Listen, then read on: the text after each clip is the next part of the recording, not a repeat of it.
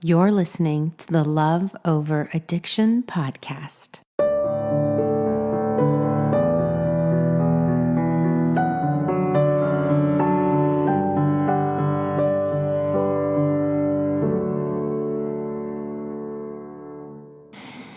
Super Bowl is a huge drinking weekend, and a lot of women who love someone suffering from addiction are asking us some great questions inside our community at loveoveraddiction.com.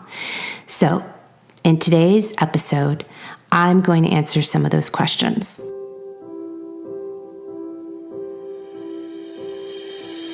Super Bowl. Chips and dip, t-shirts that represent our team colors, fist pumping, high-fiving, and yelling at the screen.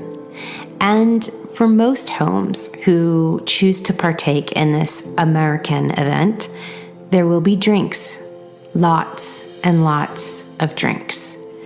Drinks when the team loses, celebratory drinks when the team is winning, and there's even pre-game drinks.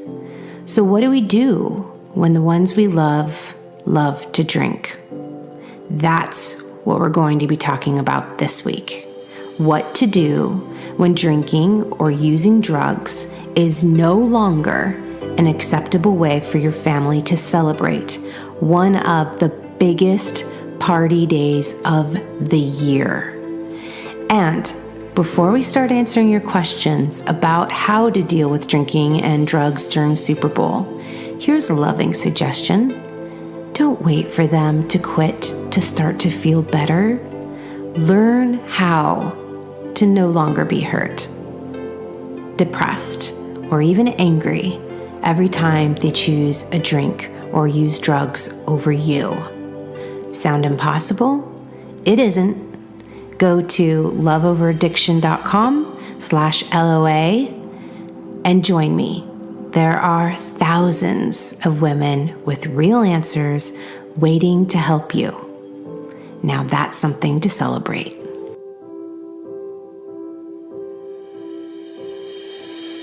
The first one is it okay for me to drink at a Super Bowl party? Now, y'all know I've been doing this first of all, you all know I'm bad at math. So whatever number I'm going to say is probably off by maybe 6 months to a year. But in my head, I've been doing this for 9 years. It could possibly be 8. It's definitely not 10. So let's just go with that. But every year, this question comes up. And I'm going to be real with you. You guys, I normally avoid this question because I know that my opinion and what I'm about to say is not going to be popular. And some people are going to not love this answer. But y'all, I've committed.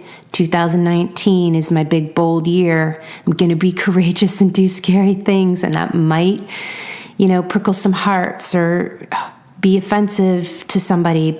But here's the deal. I also really, really feel like you deserve the truth. So, again, my opinion is not going to be the most popular opinion out there. You might not like what I'm going to say, but I am going to share my opinion, and my opinion is no. You should really try not to drink. I feel like it's unkind and frankly unsupportive to drink in front of somebody who's at the beginning stages of their recovery or hasn't yet committed to their sobriety. How can we possibly ask somebody that we love to stop drinking or using drugs if we're unable to do that ourselves?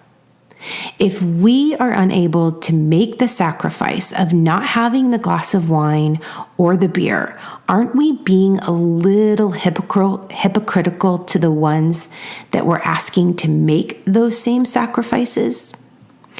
I know when I was married to my alcoholic and addict ex-husband, I didn't drink for 9 years, not one sip, because I felt like I wanted to be the most loving and supportive partner. Even when he was the one drinking, I wanted to be the strong, sober one. Also, I felt it was important to show my kids it's possible for one parent to be sober at all times. I wanted to be their rock. They already had instability and worry and anxiety about their dad. I didn't want them to see mom drinking too and think that they had both parents that struggled. I was absolutely willing to make that sacrifice for my children. Even now, I'm not really a big drinker, and when I have a glass of wine in front of my kids, they are definitely triggered. It bothers them very, very much. So I choose to rarely do it because why cause somebody an immense amount of pain or make them feel uncomfortable just so I can sip on a glass of liquid? I don't know if any of you guys know this, but I've said it before, the largest growing amount of alcoholics are women above the age of 40. I think women are relying very, very heavily on alcohol these days. And so my suggestion is don't drink, go dry, be a role model, be an example, and be the safe spot for your children if you have them. Okay, next question. If you're still listening, I'm sure a lot of you are like, forget that woman, turned off this podcast. But for those of you still listening, thank you. Here's the next question. I don't necessarily agree with the drinking and smoking that's happening at the Super Bowl, and I think she's referring to smoking marijuana. So she says, I don't necessarily agree with the drinking and smoking that's happening at the Super Bowl party, but I don't really want to leave and watch the game at home alone. How can I stay and find peace there? Again, you guys, here's my short answer. It's not going to be popular, but here's the truth. You can't. You're at the point in your life where you need to figure out who your friends are and where you're spending your time.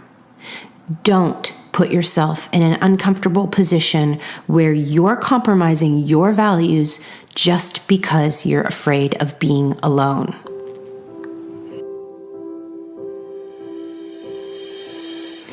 Keeping a quiet mouth. It's one of my biggest struggles in life.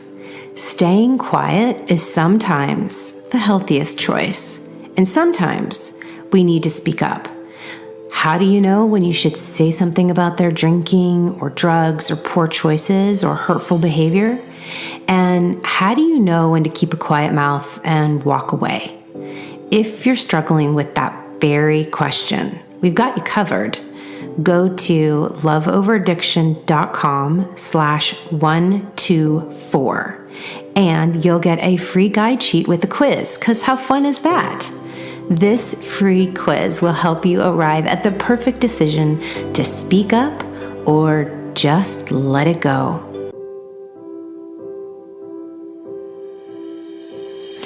All right, next question. My loved one wants to take our kids to a Super Bowl party, but I'm worried he might drink. What can I do to ensure my kids' safety if it's their weekend with their dad? Okay, I love this question because I feel like a lot of us have young kids or children just in general, and we worry about visitation. So here's my answer. You guys know I am incredibly passionate about protecting our kids from this disease as much as possible. If we are choosing to stay or if we are choosing to leave, the greatest purpose in our lives right now, at this season in our life, is to do as many courageous acts as necessary if we have children. There are nada acceptable excuses when it comes to protecting our kids. We're far, far more courageous than we give ourselves credit for. So what I'm going to ask you to do to protect your child, it might scare you. You might say, he's going to be so mad at me, Or, well, that's going to cause a fight, Michelle. Or, the kids will definitely get upset if I say that. And my response to all of those fears is that you're the adult. You are the sober one. You're the mother, and you know what's best. Sometimes the best decisions are the most difficult.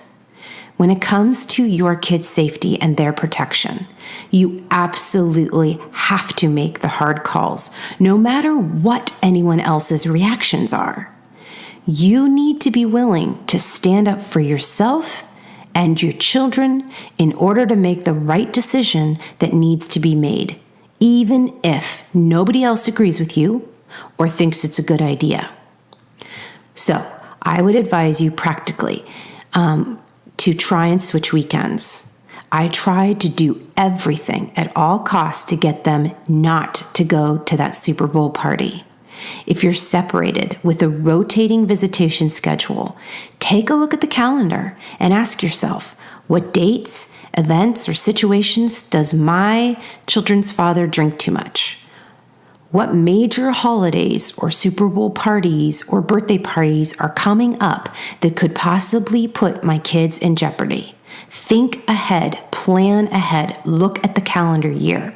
Then ask to switch those weekends. And here's the deal, you don't need to give a reason. If you want to try and avoid conflict, don't give a reason. If you do that in advance, you will be far more prepared and way less stressed out and probably cause a lot less drama. But for now, because the Super Bowl party is right around the corner, have the uncomfortable conversation and say, listen, why don't you go to the party this year and I'll take the kids? You have a wonderful time by yourself. I know you're going to have way more leeway to do the things you want to do without the kids, and you can have them next weekend. Make it so that he sees the benefits for him to be without the kids. Don't make it about the kids, and you don't even need to make it about the drinking. Now, if he pushes back and says, no, I really want to be with the kids, that's when you can say, okay, historically in the past, you've gotten drunk with the children. I'm not trying to cause any conflict. I want you to have a good time, but I would be incredibly worried about the children's safety if you started drinking at this party. I'm just being honest with you, and I hope that you can respect my feelings. You can get the kids another time, but I think it would be in everyone's best interest if you go ahead and have a great time at the Super Bowl party. I promise that I won't make the change of plans a huge deal to the kids, and I promise I won't manipulate them in any way whatsoever. And then I would see what he says. If he's healthy, if he's reasonable, and if he's in a good space, he should say something like, okay, that sounds like a good idea, because this gives him permission to go and drink and party at the Super Bowl party and not have to answer to you. But if he's grumpy or he's acting like a dry drunk and is on the edge all the time, you might be dealing with conflict. Now, if you're legally required to exchange the kids and you refuse, you might be at risk for being in contempt of court. I was in contempt many times, but I just said, look, when I was in contempt, I just told my ex, the answer is no. Like, come arrest me. I'll explain to the judge that you have a problem. Now, listen, I'm not recommending that because legally that's probably not the best advice to give you, but I'm just sharing and telling you what I did. Your second option, if what I just described to you doesn't sound appealing, here's your second option. Your second option is to educate your kids. Now, I don't know how old your children are, but if they are going to be in a situation where their father is drinking, they need to become their own advocates. You can tell them, it's not a secret, Daddy has a problem with his drinking. Sometimes you know that he gets out of control. If that happens, here's what I want you to do. Okay, so you start off the conversation with them in a safe, quiet spot, and you say something like that to them. Then I want you to get their cell phones, and in the Love Over Addiction Stay or Go program, we talk about the need for every child of an addict or an alcoholic to have a cell phone. So you're going to get their cell phones.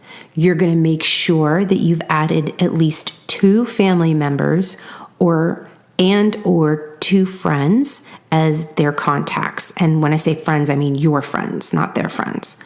Make sure that they leave and go to the party with a fully charged battery, and tell them it's important that you go to this party with a full battery charge on your phones. If you see Daddy drinking, I want you to call me immediately, and I'm going to come get you. I'm not going to make it dramatic, and I'm not going to cause an argument. I'll just casually pull up outside or even a block away, and I'll wait in the car while you excuse yourself. You don't need to tell Daddy where you're going or that you're even leaving. That is not your job. It's mine. You can just leave the party, get in my car, and I will handle it from there. Then, once your children are in the car and are safe, that's when you casually text your husband or your ex-husband and say, listen, I have the kids. We came up with a game plan in case you were drinking. Now, if you're going to get mad, you can get mad at me, not them. Enjoy yourself, have a good time, and know that they are safe. That's it. Then, I don't want you to reply to him because he's probably going to send you some nasty text messages and phone calls. You can block him on your phone if the abuse starts to happen. But here's the deal. You are equipped to handle any temper tantrum because you are doing the right thing. The right thing always wins. And the right thing is to protect your children at all costs, no matter how many people are going to be upset by that. You can do this. The communication tools that you're teaching your kids are the tools that they can use for a lifetime. This is actually one of the blessings of this disease. So, for example, let's say they're with a friend who's drinking and the friend wants them to drive home. This is like later when they're in college or when they're a grown adult. Does your child, now that they've experienced addiction in their childhood, does your child get in the car with that friend? They are probably going to remember the tools that you taught them because of their parents' addiction, and now they will be equipped to know what to do. Far better than the kids that are around them who have never seen or been experienced addiction. Addiction is giving your kids tools to equip them when they grow into young adults. I've seen personally, you guys, with my kids, all the benefits of how addiction has helped my kids mature and grow into really responsible, passionate kids. Many, many blessings will come out of this. I promise you. Just do the right thing, Mama. You are a strong woman. You are courageous. And most of all, you are intelligent. You know what's right for your kids. Your instincts are telling you, hey, this is a potential situation. Pay attention to those instincts and to your mother's intuition. It works, and it's there for a reason. Don't undermine this disease and what it's capable of. You might not ever forgive yourself if you didn't do everything possible to protect your kids and something happened to them. And one more last thing. You really, really want to make sure that if you're ever aware that your spouse or partner is driving under the influence with your kids in the car, you have to call the police. It is a non-negotiable. I want to be sure that everyone listening to this has this boundary in their life. Promise yourself, I am aware my partner or my ex-partner has been drinking and my kids are in the car. I promise myself that I will absolutely call the police. You've got this. You can do this. I believe in you, and I know that you are capable of standing up to this disease on behalf of your kids. You guys, get your Super Bowl plans in place now. Start to prepare. We are right here with you. We are your biggest cheerleaders. We've got your back, and we will be thinking of you. And if you are in our secret Facebook group on Super Bowl, I want you guys to share your plans with each other. That's part of the healing process, and it helps hold us accountable. Share your plans with each other because that's where ideas happen. That's where we get stronger together.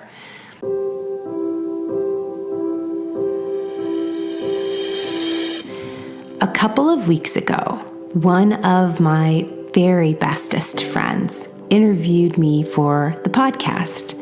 And one of the things that we share in common are a love of books. But we are very, very different when it comes to how we read them. She likes to go to our local library and check out her books. Now, at first, I thought this was really romantic. I imagined her parking her car in our local library on a rainy afternoon. When she walked into the lobby, her heart melted as she smelled the dusty and wistful collection of books, all perfectly lined up on a shelf, hoping to be selected by her. I imagined her sitting in a corner nook with the readers on and a warm cup of coffee and stacks of books all around her. But I was wrong. Instead, she goes online, selects her books, and races through the library drive-thru to collect her borrowed books before carpool. Very convenient, but far from what I had conjured up in my imagination. Now, I, on the other hand, am the most stingy and possessive human being on earth when it comes to my books. I will not lend out or even allow anyone to skim the pages of my prized possessions. I write in the margins, I highlight, I fold corners, and always fill up the blank pages in the front and back with notes and key takeaways. It's a little OCD. Even though we are different with the way we attain our books, we both consider written words to be one of our greatest joys. And if you are like me and my bestie, I would love to give you one of our personal favorites. Just leave a review for the podcast. Send us a picture of your review to info@loveoveraddiction.com, and you could win a copy. I love you guys, and I'll talk to you next week.